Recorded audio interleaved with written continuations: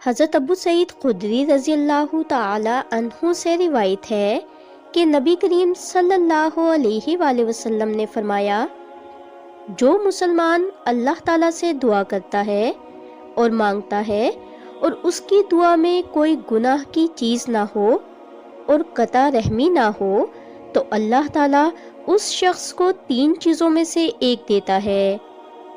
अल्लाह ताला उसको दुनिया में मांगी हुई चीज़ देता है, आखिरत में इस दुआ का सवाब रखता है, उससे मुसीबत दूर करता है।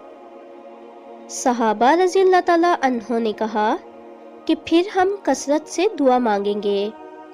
नबी करीम सल्लल्लाहु अलैहि वसल्लम ने जवाब फरमाया, अल्लाह ताला सबसे बड़ा और बाला है, यानी अल्लाह ताला की कुव्वत हर दुआ से भी ज़्यादा है।